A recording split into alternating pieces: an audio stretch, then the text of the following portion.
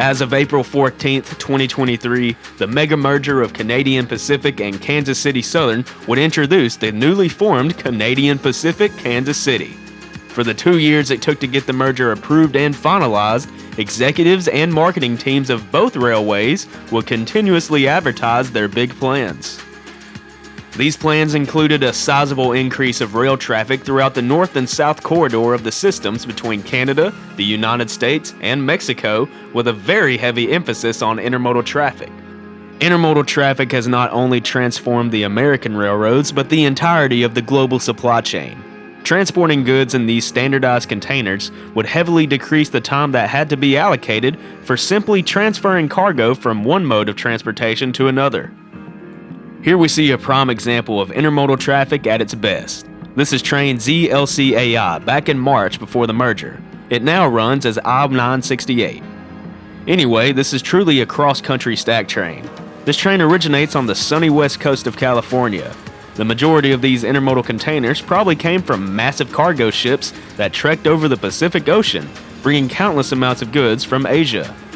Once loaded into whale cars and built into a train, these stacks will be transported by 3 railroads: Union Pacific on the west, Norfolk Southern on the east, and handling the middle ground is newly formed CPKC. This stack train, along with multiple others, are staples of CPKC's Meridian Speedway. While intermodal traffic is the norm on this east and west segment of the system, there has been a major lack of dedicated intermodal service on the north and southern lines. In prior days, there had been intermodal trains, but in recent years, the most you would see is maybe a few cuts of stacks mixed in with the general merchandise trains, such as this one. Back in March of 2023, Canadian Pacific CEO Keith Creel, who now acts as CPKC's CEO, announced the introduction of the railroad's first new trains. These will run as trains 181 and 182.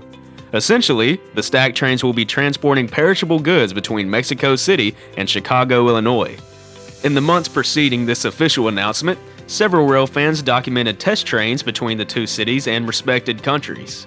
The test results seemed very successful, with the trains completing the entire journey in 5 to 6 days. Creel stated that hundreds of trucks that are transporting perishable goods across the border can often be stuck at customs for several days. Supposedly, the railroad has been negotiating with both countries to inspect the trains further inland rather than right on the border. These new intermodal trains are claimed to begin service by the month of May. About 1 week after the merger, major logistics provider Schneider National and Canadian Pacific Kansas City announced a multi-year partnership. Thanks to CPKC's access in the continent without the need for interchanging, Schneider made the new railroad its preferred partner when it comes to cross-border rail transportation. A definitive amount of intermodal that will be shipped has yet to be announced, so we could be looking at anywhere from a few car lengths to entirely dedicated trains. Only time will tell. It is worth noting that Schneider had shifted business away from the BNSF and more towards the Union Pacific, though it seems that CPKC will have a chance to steal a huge chunk of that business as well.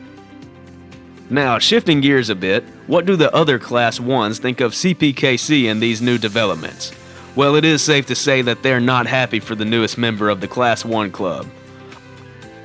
All throughout the Surface Transportation Board's approval process, all of the other railroads were very open about their disapproval of the merger. Many of them asked for special grants if the merger would be approved. This included things such as trackage rights over certain sections of the system and a few other things. Well, unfortunately for them, not a single one of these requests would be fulfilled, aside from Amtrak's, but that has nothing to do with this video's subject. On April 24th, 3 railroads would announce a partnership for a new intermodal service. Union Pacific, Canadian National, and Mexican railroad Ferromex would be joining forces to form what they would call Falcon Premium Intermodal Service. No relation to the Chicago Northwestern's Falcon service that ran in the 1970s and 80s.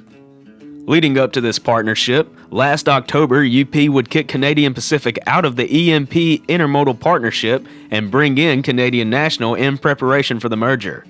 Despite obvious retaliation attempts, CN stated that they simply do not care about what CPKC is offering and believes that they will have the faster intermodal service. I still think that CN may be a little bitter from their failed attempt to steal KCS away from CP, but that's just me. The three railroads will handle freight from Canada through the cities of Detroit, Michigan, and Chicago, all the way down to Mexico. So I got this news literally as I was about to begin recording this narration, so the timing could not be better. On April 25th, Railway Age would release the newest headline relating to the intermodal industry. CPKC and Knight Swift Transportation would be forming a partnership to transfer goods. Executive Vice President and Chief Marketing Officer of the railroad, John Brooks, states that the companies will focus on the growth between Chicago, Texas, and Mexico. Starting in mid-May, the transition from truckloads to railroad will begin. Talk about the perfect response CPKC could provide to the proposed Falcon service. The intermodal rail industry has certainly spawned some interesting developments and stories these last few months, and I don't think that trend is going to die down anytime soon. It seems like CPKC is already boosting competition, so we will wait eagerly for the next development. Personally, I think that CPKC is going to be the clear choice when it comes to the north and south transcontinental traffic, simply due to its non-existent need to interchange with other railroads. I do see the UP-owned rails in Houston to cause problems, but I simply don't think it's enough to sway away these logistic companies. But enough about what I think about it. Let me know what you make of all this information down in the comments below. If you enjoyed my coverage on this topic, please leave a like down below and consider subscribing if you haven't already. I'll be seeing you somewhere out there on the rails, and as always, my friends, thanks for watching.